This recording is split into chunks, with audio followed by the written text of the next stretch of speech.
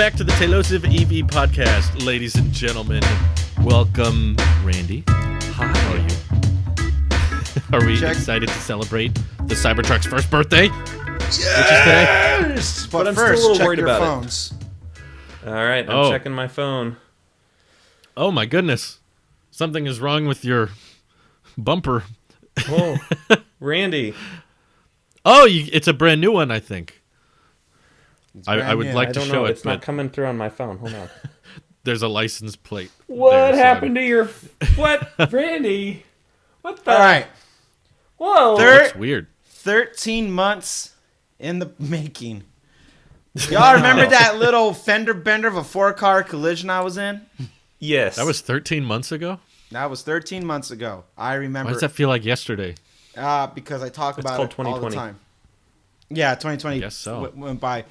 I finally got my bumper fixed, but as you can see, It doesn't match. You got a was- black bumper on a Well, green car. What it's the not, heck? It's not wrapped. that was yesterday. I was at a service center, and everything about the service center is yeah, I like it. I like it a lot. They got- Oh! He likes Tesla service. Premium for once. experiences much? what was that about? The American I saw Express your- branded Tesla service center. I know. You had a Tesla branded cup, Randy. I was a little bit jealous. I want to little. share. No, you know what? No, that's going on the Tesla Experience channel because I document. Never mind. Sorry. let's just say. Yesterday made me.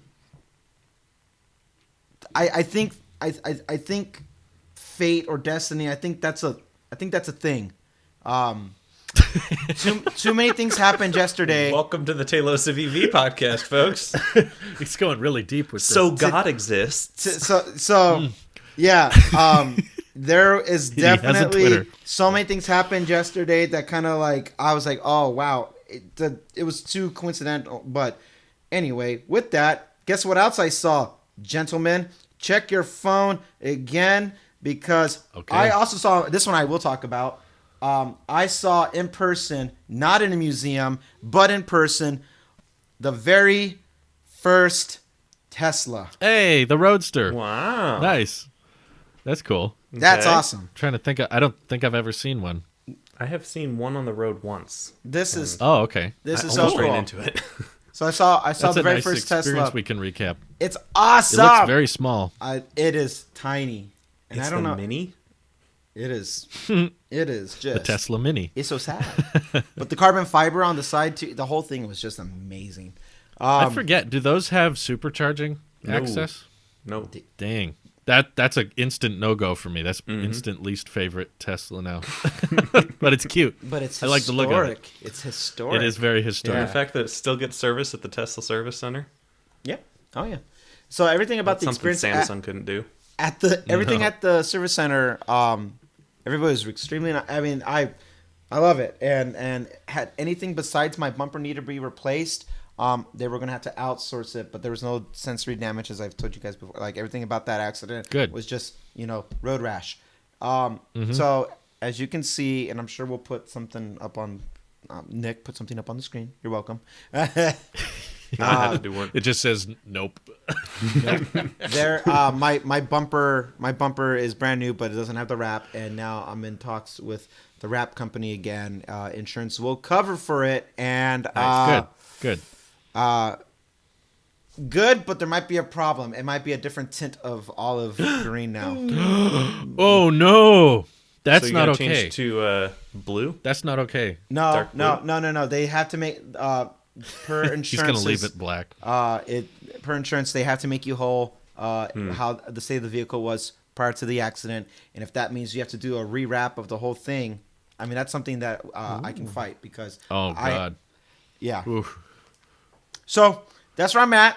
The bumper's been replaced, but now I look weird. So now I'm insecure about taking the car out. Does on the look very street. weird. Yeah. I'm just gonna take Just my. make sure wherever you park it, you back into the spot so no one sees the bumper. But I know Right. I'm too insecure, so I'm just gonna take the Yaris out now and just drive that around. I'm just way too Wow. insecure. Yeah. Wow. Oh my God. That bad. So now no one is driving an EV on this podcast.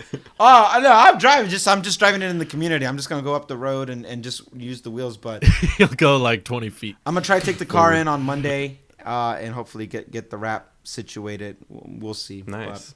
I hope it works out. I hope so it too. doesn't. But good luck. Okay, I got to go now. I hope it looks terrible. I got to go right now. I'm over it. He's going to leave. I got to go. Speaking of seeing things in person, I got to witness the Lucid Air Whoa. last week. See it in person. Yeah, I met up with Model Y Mike, got to hang out in the Model Y again, which was awesome. And we also got to visit one of the very first Lucid Air showrooms and see it in person. But they were being fairly cautious about it. They were not letting people inside it. You couldn't sit in it. And Mike even asked if they could open the Frunk, and they said no, which we were actually interested in because on the Lucid website with the pictures, the Frunk looks huge. It looks like the biggest Frunk in any electric vehicle, and they were like, sorry, no. So I'm guessing it wasn't done. I'm guessing it's a super duper pre-production prototype, but it was neat. It's a good look. I like the design. It's way too expensive, but it looks. No, I think it has a.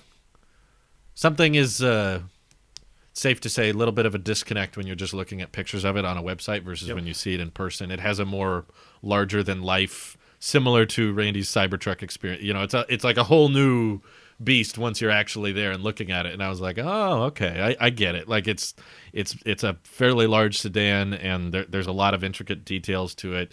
I like the rim design they went with, and the display looks pretty dope. It's like behind the wheel, but curved and super duper long. It's like an ultra wide display panel. I would still prefer the simple, just landscape display. I'm not a huge Lucid fan because of this, but I will just say they did a good job. They made a very pretty car, and the showroom was excellent. About that car. Oh, it was very lucid. I see. I get it. But shame on you. That was disgusting. Thank you, folks. Thank you. He's like, I am. My job disgusted. is to be annoying and make Randy look better. They also had little. Setups too, where you could look at the a little piece of the battery pack and also a motor. They had out on display that you could look up to, and they also had like a little VR experience where you sit in this chair and they put an Oculus on you and you can pretend like you're driving or whatever. But it's just neat. I thought the showroom was very interesting and it felt very Apple Store. There was a decent number of people wanting to walk in and just mess around with it. Probably not as effective when you're charging six figures, but a lot of the stores in that mall were very luxury. You know, I think it was right next to like a Gucci shop, and it was, you know, it kind of was going with the brand of the mall. So I was impressed, and I prefer when companies actually have models that they bring out and let people look at. So I just applaud them for actually putting up some showrooms and taking some action, and yeah, so good for Lucid. Make a car now. Make it real. Deliver them. Do a thing. It's supposed to be April, they said. This April, the first deliveries should begin, so we'll see. Well, I should be getting mine soon. Oh, did you reserve one? Oh, yes, of course. I put down six figures. Did you reserve one with FSD and one with that? No, they don't do that. No. Well. What I did is they asked for six figures of my money, and I gave them 1 penny with 5 decimal places beyond the 1. So I gave them 6 figures. Oh, I think by the time this podcast... sorry, go ahead. No, you're good. By the time this podcast drops, the Rivian configurator should be live as well. Yeah. They said that would be up for the public on the 23rd. It's only up for reservation holders right now, I believe. So, did you guys see any of those configurations? I did. I didn't study it though. So yeah, I saw the colors. I saw the. Yeah, a lot of colors. Yeah, there's a lot of colors. Limited edition green, sort of like the first Model S, in a way. I do like that. I saw that green yesterday at the service center. Ooh. Yeah. Oh, another Model S with that color green. That dark like forest green looking. Yeah. Yeah. I really like it. I saw one too when we visited the mall because there was so many. The Bay Area is insane with Tesla. It's like as common as seeing a Honda Civic there. They're just everywhere. Just an insane amount of Teslas of all colors. Although no Roadster, I didn't see that, but still, the Rivian. I wish them the best. It seems like they're getting closer, and I finished the Long Way Up show and that painted them in a somewhat good. You know, the CEO RJ was right there when Ewan finished the motorcycle ride, and they were checking out the Rivians with the CEO and everything. And I like the vibe the company's going for and the adventure aspect. And the prices aren't as bad as I thought.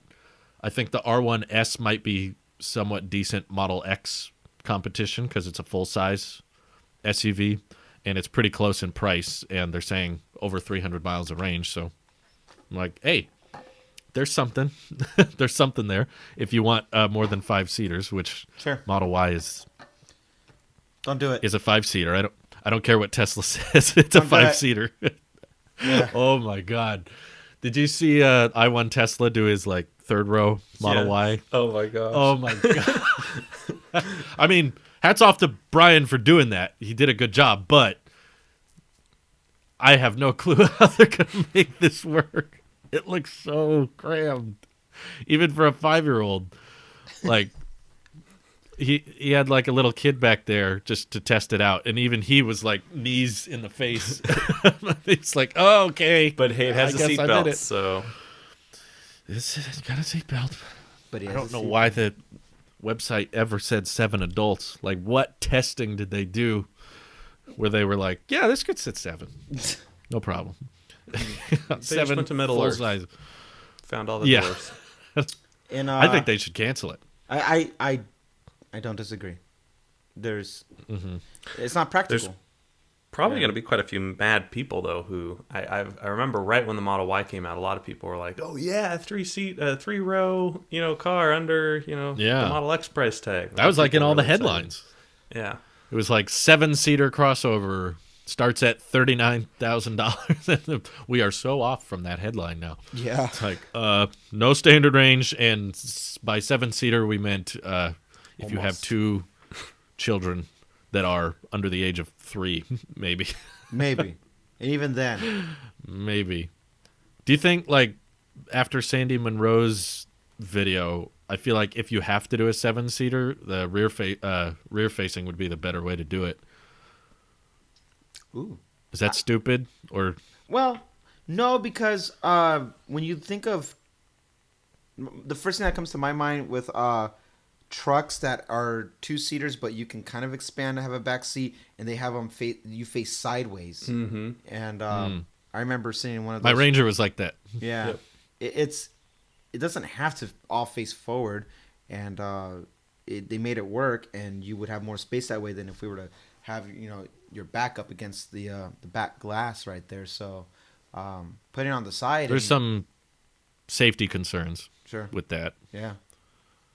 But I don't know how the front facing is much safer, to be honest. That part of the car. They put infants in like a rear facing car seat when they're really little, and so I think like rear facing is supposed to be better for crashes because For like whiplash and stuff, yeah. well, but and you decelerate into a seat instead of into a small Right. belt. But for the car hitting something, it's probably safer to be rear facing. I think more of the concerns come from videos of I've seen a few Model Y accidents where from the back you just get completely that part of the car is crunched, and you're like, ooh, if someone was sitting there. So what you do is you just put your favorite kids in the middle row and send your least favorite kids to the way back. I would be a 3rd-row kid. I would be in the back. I was a 3rd-row kid growing up in our Trailblazer. You should start a podcast, the 3rd-row podcast. The 3rd-row kids go in the back.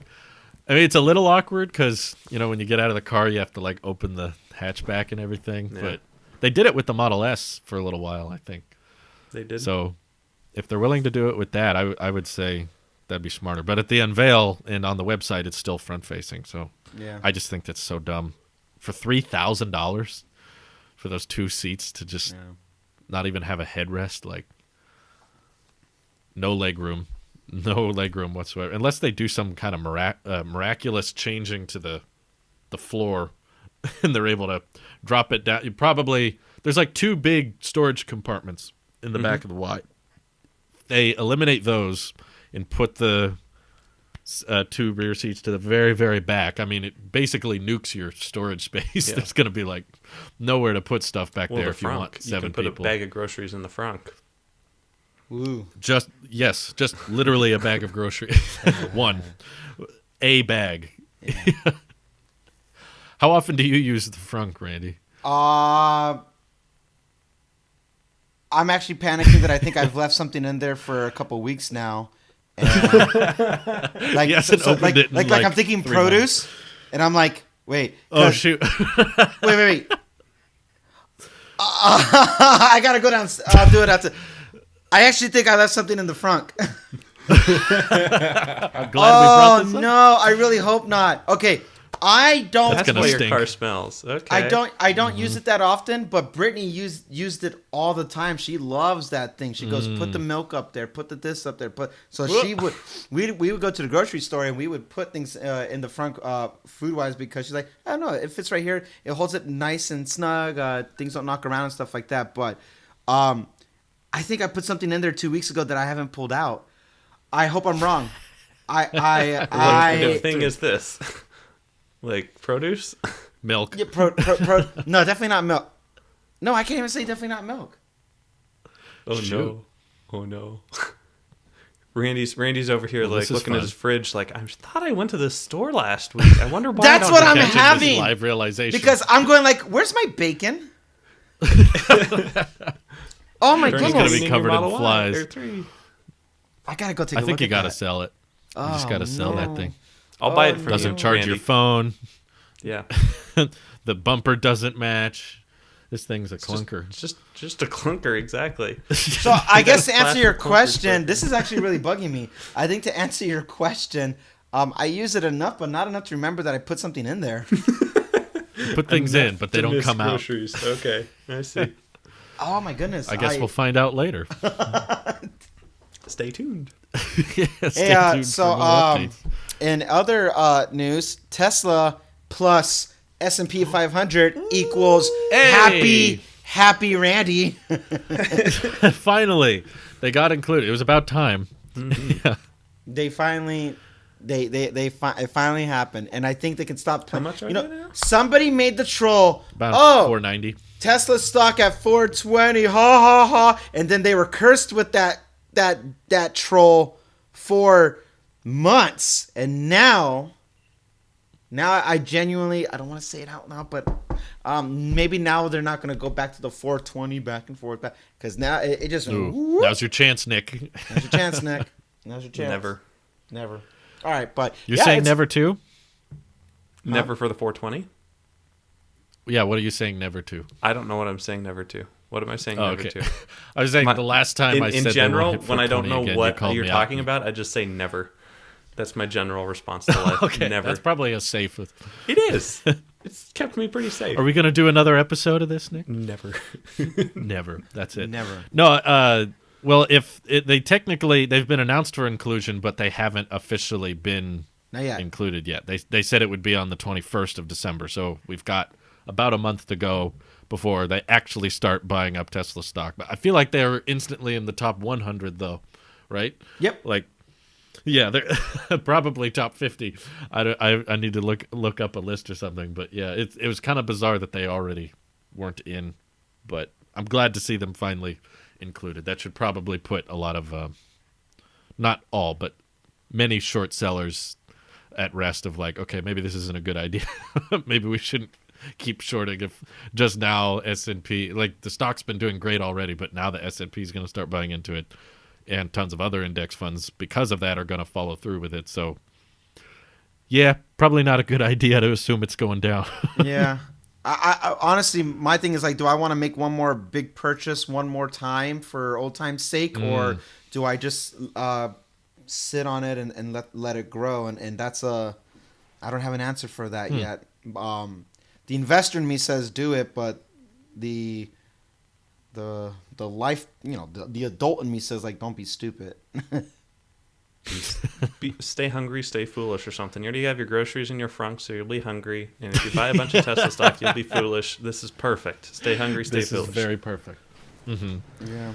No once again, I feel like I've been saying this a lot since this whole year, but like this gives a lot of validity to the company now, and like nobody discredits them anymore, and that to me made it all worth it, because it's like I in my personal life, so many people would talk so much crap to me about how dumb I was for doing it. You're hurting the environment. It hurts the environment more to make one of these bad. Oh, it's just a fad, and I heard it over. And these are people who are like even within my immediate family that would say things like this. And I'm like, you don't know what you're talking about. I have that too. And so then I'm like, I don't want to pull out the money. Oh well, that's not whatever. I wipe my tears with all the money. I'm like, you're so mean to me. You're so mean to me. But it kind of feels good, because I like, even if I wasn't an owner of any of the stocks, it's just like, look at that. How do you justify that? And then they're like, it's a fad. Overvalued. The parallels I see between Tesla and Apple, it just tells me that history repeats itself. Don't discredit it. And I'm glad that we got another Apple, because people are like, I should have invested in Apple back then. And I feel like I'm glad we had that happen in this new industry. Right, and, right. I got to be a part of it, just a little part of it, but a part of it nonetheless. So I'm happy regardless, and that's why back on the stock thing. If I don't buy any more, I'm genuinely content with seeing how the company has grown, and as a fan more than anything. But this, I'm glad that it certifies what there is a number you can put to it now, and it's not a fad. It's not dying. All these companies are trying to get Rivian. I too wish them the best. And Ford and all these other guys who are really trying really hard to work on something. Just competition's healthy, and I don't want them to be the only one in the market of it. But while they were the only one, like, I did want to be early into the investment part of it. But going forward, I care more about just how this space grows, and having more car manufacturers start to put their R&D into it and try to make something. Yeah, did you see what GM announced with their $27 billion investment into EV? Like, wow. That's not chump change. No, it's not. That's a lot. A few days late, though. It is a few years late, I think. But almost a decade. I'm curious to see what they can come up with, because Hummer I'm unimpressed by. But hopefully we can get something more real. If you want the most inefficient, boxy-looking electric vehicle out there, Hummer's the one. They have 100% of that market at the moment. They do own the Hummer market. Literally. But, yeah. I think the next decade's going to be very interesting. I know there's a lot of people who still don't buy the whole no new gas cars by 2035 or whatever. Yeah. But I think the people who don't see that happening don't understand S-curve adoption. Like, if you go back and watch people's projected forecasts for but just cell phone sales back in the 80s, when cell phones were just starting to become a thing, and how they predicted it would grow over time, was like an order of magnitude off what it ended up becoming, because they didn't predict things like the iPhone and smartness and the phone becoming the core of everything. And I think it's very, very easy, as you were bringing up Tesla and Apple having so many similarities, to realize that I think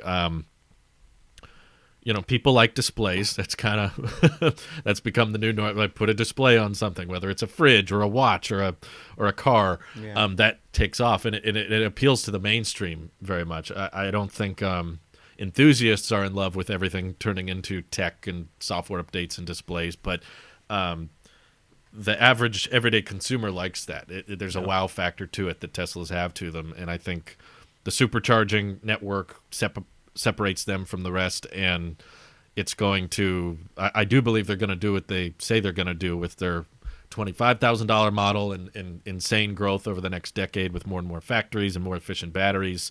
And it's not going to take too long, as we're already seeing it happen, for other companies to realize that they're late to this game and they need to start implementing a lot of Tesla's strategies in order to catch up. Right. And I think mid-decade is going to be probably a very interesting adoption process, because that's when you're going to start seeing EVs becoming price equivalent upfront to gas vehicles. And that's not even including the fact that they're cheaper to operate. Once you include that in, they're starting to be cheaper than gas in general. So now gas will be around for enthusiasts and not for everyday people, as they start seeing the range improvements and the price improvements. And I don't think it'll just be Tesla. There will be other companies that are desperately trying to catch up in this market. And by the end of 2030, I think we could be looking at a very, very electrified lineup for all automakers, to the point that gas is starting to become more of a, why do we still have that around? Some people want it, I guess. They have that option. Some people want the Hummer. I agree with that. My only thing is that I think enough people who hold on to cars forever, I think their benefit, what they'll see, and it might realign itself, is we might see gas get cheaper again for it, because it's not in demand.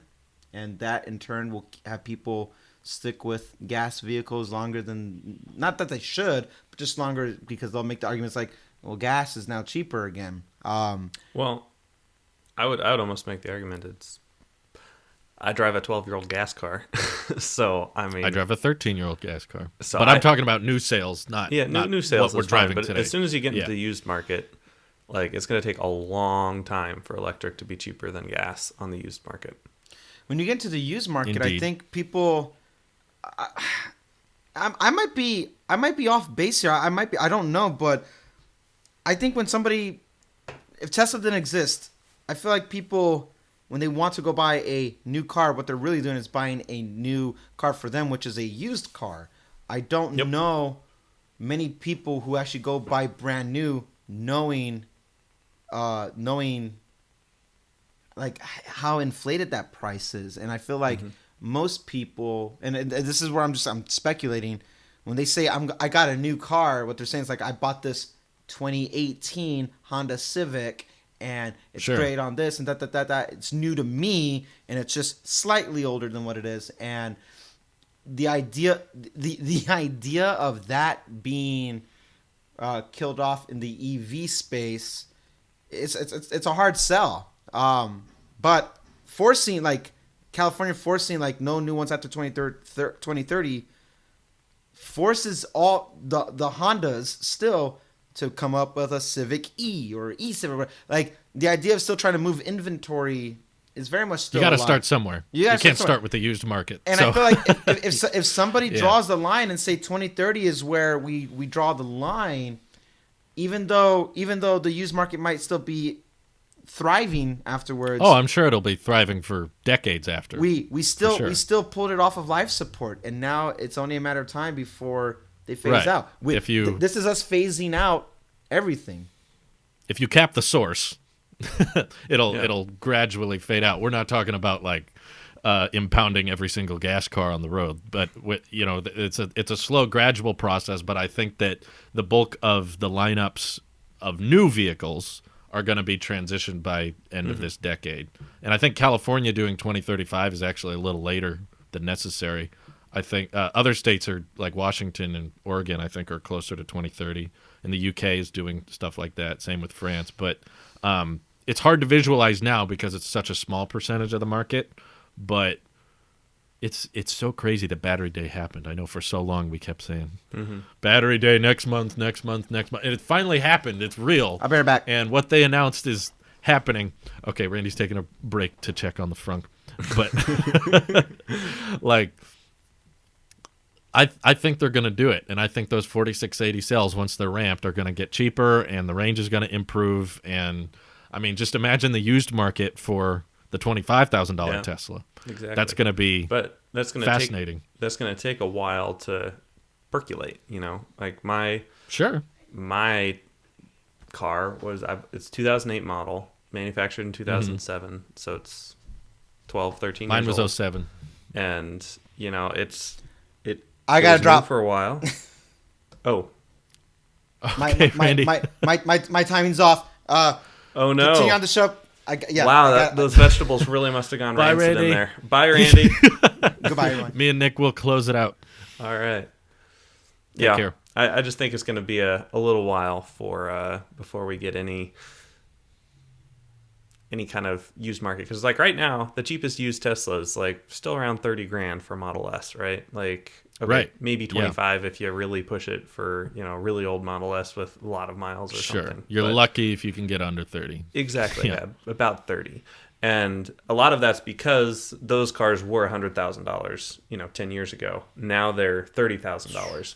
We have cars now that are $30,000 ish that are going to be going down as well at some point. Now obviously FSD keeps messing it up every time they bump up the price of FSD. All of the used cars get more valuable somehow. Sure. But yeah, I notice it. I think it's going to be a long time before I'm always a big proponent of buying used cars in general, just because they're cheaper. And I've never bought a new car. I've never bought a new car either. Neither has anyone in my family bought a new car. My point is it's faster than you may think, because consider the fact that Tesla wants to launch that model, let's say latest 2024, because they said 3-ish years. So I'll give them a little push. 2024. Now, how long did it take the Model S to be on the market before it was reaching, massive, what would you say, 60% devaluation in the used market? Probably like 6 or 8 years. Okay, 6 or 8 years later. So if we're talking 2024, how much are those used 25K models going to be by 2030? Like, probably think about 12, that market. 15. And without gas or oil changes to worry about. Mm-hmm. So in the high cycle life of the iron phosphate batteries, it's like, I think we're at the peak of this adoption rate. Is we're going to see the Model 3 prices in the used market. Tesla's throwing them off the best they can on their website, because I checked recently, and every single used inventory Tesla they has full self-driving equipped. Yep. And I don't think that's because every single person who traded in their Tesla bought FSD. They know they can charge an extra $8,000 for it. Or 10 now. 10. Is it 10? Yeah.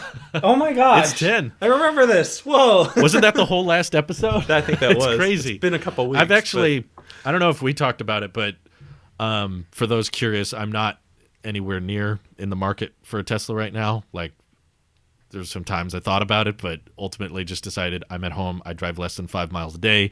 Not a great investment at this young. There's really no point in buying a Tesla now compared to waiting.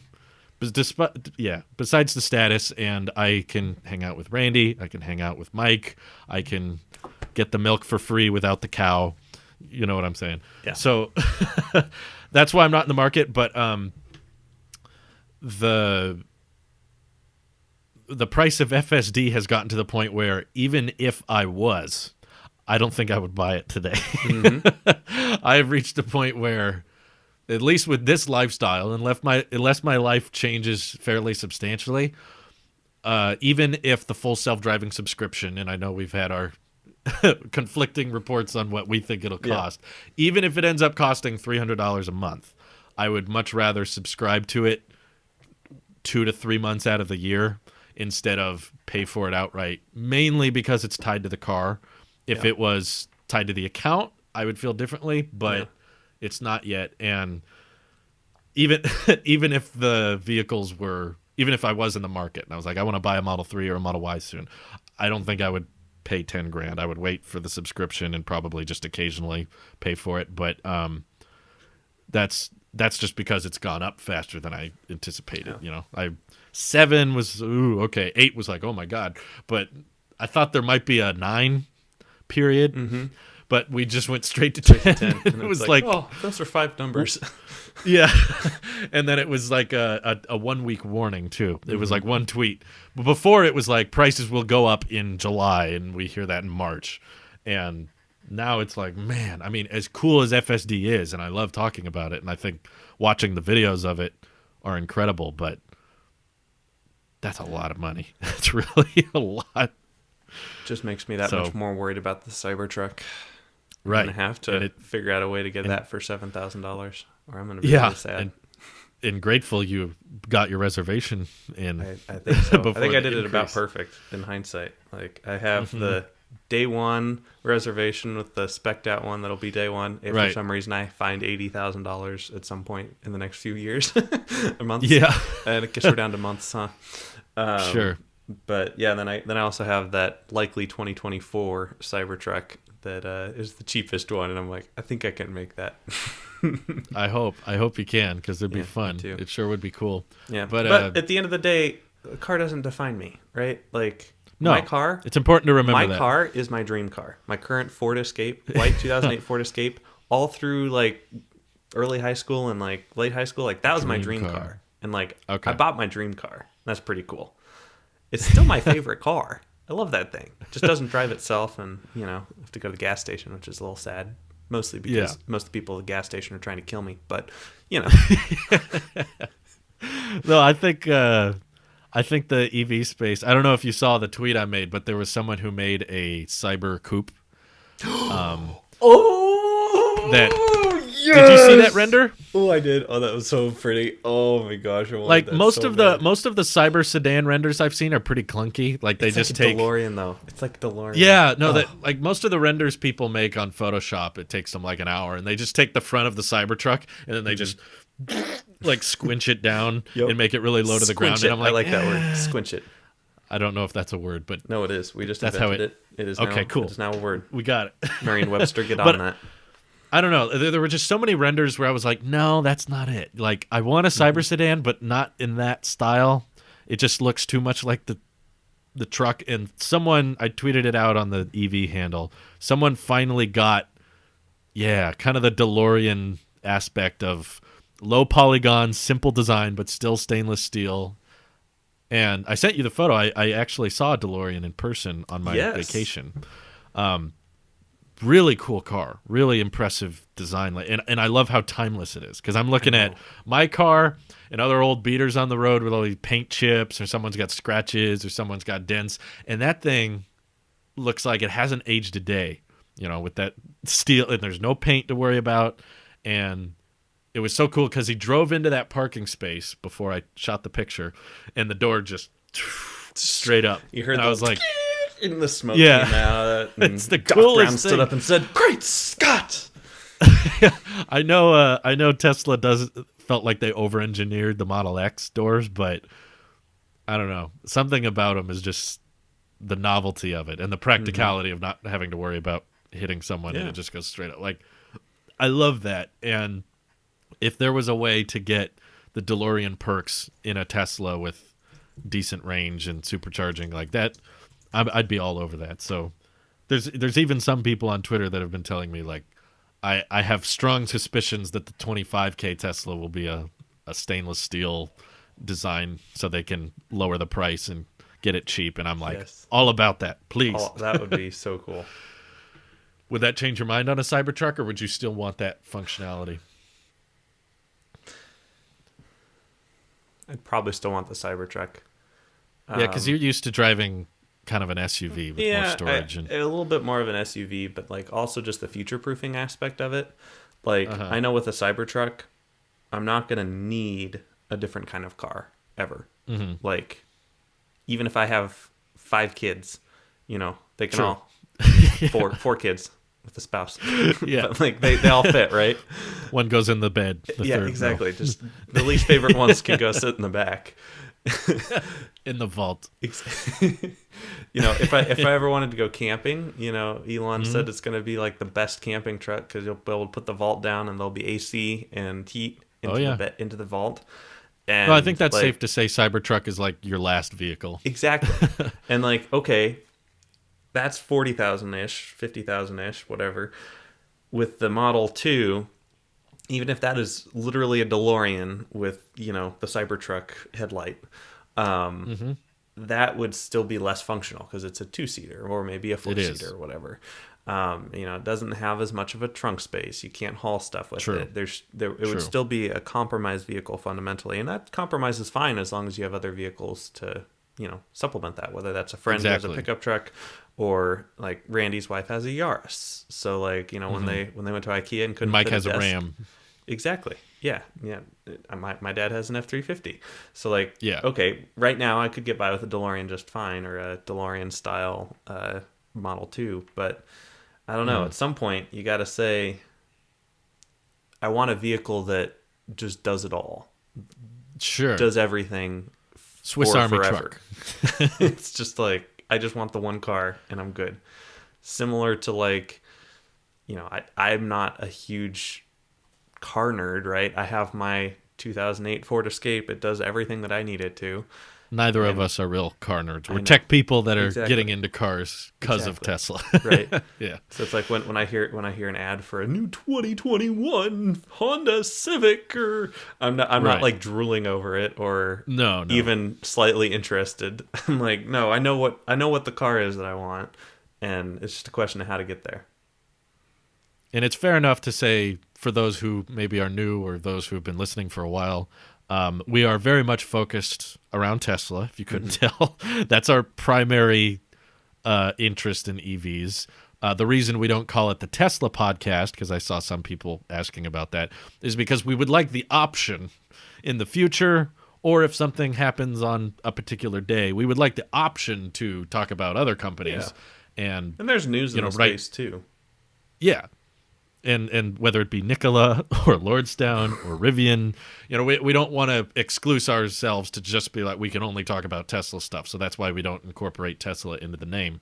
And there's other EVs that could come out and become really interesting to us. And did you know the DeLorean has a Frunk? No, I didn't actually. Yes. That's cool. Huge Frunk. The engine's in the back. Interesting. Oh, that's right. Actually, I figured that. I knew the engine was in the back. I just didn't think that. Yeah, that would. Honestly, I might just get a DeLorean instead of a Cybertruck. I'm looking at a I know there's like a whole $40,000 DeLorean, and I think I'd rather have that over a $40,000 Cybertruck. Is that what they're going for? I found one. Let me send it to you. No, come on, it's the Cybertruck. You can't do that. DeLorean's no camping machine. Yeah, I know, but it's DeLorean though. That's pretty cool. It's like the OG true. Cybertruck.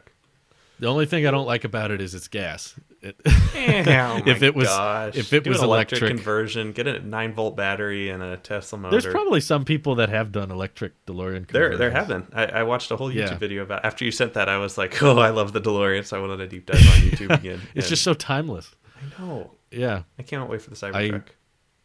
And iconic, since I just watched all the movies, the Back to the Future movies. I need to do that this weekend. I have like about that'll make 3 hours this afternoon where I don't have anything to do. Yeah. I need to watch Back to the Future. That movie kind of made that car so iconic, I think, in a lot of ways. Those movies, anyway. But the Cybertruck is iconic in its own right. It's kind of like Blade Runner. Yeah, it's literal Blade Runner, and I that's a future I want to live in. I want to live in a future with more Blade Runner looking vehicles. You want to live? You want to live with the the Axiom robots or whatever? I don't know. Oh, we're basically there. Okay, in the pandemic age. Fair. The apocalypse is already here. That's assumed, but I just need the cars that's to the match. given part of the. Yeah, I want the cars to match this apocalypse that we're living in. So the reason I would love the coupe thing is just because my driving habits for the past few years have been me and my wife, and either just driving to the grocery store or going on a little road trip. And we have never once in our little Sonata run out of cargo space and been like, oh, we can't fit anything else. And I have needed a pickup truck less than 2 times in the past year. So if they don't do a cyber sedan, I'm fine going with the truck. But the main things I love about the truck, I guess, are not so much the bed and the space and the 6 seats. That's not what I mainly love about it. It's more just the aesthetic and the exoskeleton durability. That's my main appeal. So if there's a cheaper way to obtain that, I'm all about it. But if the cheapest way to obtain that is the single motor, then all right, it's the last car I'll ever need, like you said. So roads, where we're going, we don't need roads. Adjusts air suspension. Do you think Lucid or Rivian are going to continue to be their own companies, or do you see them getting bought out? Ooh. I feel like that's a debate that goes on a lot in the Discord, but I haven't picked your brain on it. Or Nikola, we can throw that in. Make it interesting. Nikola has imploded in a big supernova. I think that you think GM could Lucid and Rivian have a really good chance of getting bought out, and I don't know if the owners would want to be bought out. They're public companies, right? Are they public? No, actually, No. both Lucid and Rivian are not. Lordstown is public now. Okay. But Rivian and Lucid are both still private, which I actually like. It feels less scammy when there's not like take our reservations and look at our stock price. Yeah, like I can't stand It's like buying Tesla back in 2008. It's just like Tesla. Yeah, so I'm kind of like, I get that you need capital and you need funding, but hold off on going public as long as possible. If you can do without it, then that's great. Yeah, if you can, great. At some point, I would say don't go public until you've delivered stuff, maybe. Yeah. Or at least consistently delivered stuff. Maybe like once you've delivered vehicles for like a year, you could go public, and I wouldn't be as skeptical. But when they haven't made anything yet, and anyway, sorry, go ahead. Yeah, I think there's a really good chance that like a Ford or a GM or a Toyota could just buy one of them out, especially to meet all of these. Like, okay, I understand why the governments are mandating, by this year you must have this many electric vehicles or all electric vehicles. Sure. But a lot of these companies' whole infrastructure and business is around being able to create an internal combustion engine cheaply. And repair it. And repair it. That's so true. A lot of money comes from that, yeah. Yeah, definitely lots of money. So I could definitely see one of them in kind of semi-desperation being like, okay, we don't have the technical skills or the know-how or want to get the technical skills and know-how, but, the governments and all these different countries and states are telling us we have to, do this or that. And so I could see both Rivian and Lucid Air being bought out. Probably Lucid Air would go to like a Lexus type, that's more Toyota. Luxury segment. Yeah, like kind of more luxury segment. But it's probably the engineering and technology behind it that the company would be interested in buying, though. So probably the electric battery packs and the wiring and all that fun stuff. Do you think it could be a tech company instead of an automotive company? Well, there was a cut right there. Hopefully nobody noticed that beautiful cut that my bad. I'm definitely not pulling attention to right now, but it's all Drew's fault, and also his AirPods suck. That's why he should use wired headphones, because they're far superior here. Or use AirPods Pro, because they seem to work better. Anywho. AirPods Pro, amazing.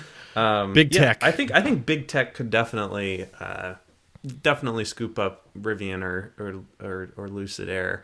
I think their goals are aligned, their technology are aligned, and they have the money and the reason to buy them. Like, a lot of these tech executives who would be making that decision would probably be more on board with the idea of electric vehicles as opposed to a gas executive over Ford or whatever, trying to decide to buy one of these companies. So I think it's really going to come down to regulations and who wants to pony up when. And if these companies want to sell, I think they've all realized through Tesla that there's a big opportunity for not selling. And Tesla didn't sell out or get bought by Apple or anything, and they're doing phenomenally well. And so I don't know. They almost did. There were talks. There were talks, but I'm thankful they didn't. Yeah, I am too. I think Apple in particular, their core ideology is more about like making the best of something, not like the most popular. So Tesla's goal is all about like how do we make EVs more affordable, and Apple would probably have turned it more into how do we make them the best cars ever. So Apple would be all about Model S, whereas Tesla is all about Model 3, Model 2, and cheaper. No, they'd make an aluminum version of the Model 3 for $50,000. $50,000 would be the cheapest, and it would have like crappy range, but it'd be really well built. My guess that I was going to throw out there is Ford and Rivian seem to be pretty comfortable. So if there was someone to buy Rivian, I would say it'd be Ford. But if someone were to buy Lucid, I feel like it would be Apple. I feel like their luxury premium, they want to be looked at as a luxury brand and that kind of thing, and they could go with the higher class, higher price EV. And I feel like there's a lot of compatibility there with those two companies. And Apple's expressed interest in autonomous driving software and Project Titan in the past, but they would have to front a lot of money for factories and supply chains, and they don't want to take the loss on that, so they're going to let Lucid get all set up and established first, and then once they're proven to be at least somewhat successful, maybe Apple can sweep in and be like, hey, we're going to do cars now, but it will be nowhere near price parity of Teslas, or it won't be Tesla killers or anything. It'll just be Apple fancy nice car. And we'll buy it. No, we will both buy it. No, probably not. But that's just a guess I'd throw out. Yeah. Obviously, it'd be great if both companies didn't need to be bought out and could just become their own thing. That's probably what they want to be, but I don't know. They could run into profitability issues, and what Tesla did is not super easy to just turn into a giant S&P 500 company. It doesn't happen every day. So I could see Rivian and Lucid having shortcomings, but I think if there's any company that would probably benefit from selling at least a large stake to one of these automakers, it would be Lordstown, because I know they're public right now, but obviously they have treasury stock, so they can probably dilute that even further and sell that to Ford or Chrysler or whoever those are. Because they don't have a ton of manufacturing experience yet. And I guess neither do Rivian or Lucid Air, but I feel like Rivian and Lucid Air are going in like a different direction than they're like following Tesla in the different direction. And Lordstown is like, okay, we have some new cool technologies. How do we apply that to something that looks just like the what's the Chevy pickup truck called? Sierra? Silverado. Yes, the Silverado. Maybe that's it. Yeah, gotcha. That's it. Like a traditional, somewhat traditional using truck. the exact same presses and stamps and assembly lines, just retooling it just a little bit. I think that there's definitely a possibility that people could be bought, but I don't know. I think at this point, to keep the GM deal from falling under, Nikola's just going to completely offer them 100% of the company. They're just going to be like, please take us. GM's like, yeah, no thanks. I don't know. Get out. Yeah, it's surprised it's still. There's probably new information by the time this podcast goes up, but that's our luck. If they care about reputation, which it's GM, so they might not very much, they should probably just back out. But if they do back out, Nikola's toast, I think. I think if they can't make that deal work, they're going to give GM whatever they need to for it to work out. But December should be interesting for their stock. That's when a bunch of stuff cannot wait for up. Q4. Yeah. When they do their earnings report and they're like, well, we sold some more solar panels to not Trevor, because he doesn't work here anymore, but this new executive. We sold Trevor's parking space. That's our revenue for this quarter. Thank you all for listening. Anyway, we got to have a shorter episode this week because we all have other stuff in our lives, sadly. But we didn't glad we got go something in there. Extra weeks without going. So we got this. Hopefully, Mike, don't complain at me anymore. We got an episode in for you. This is all for you. Exactly. All right, guys. Have a great week. Take care. See you guys later. Bye.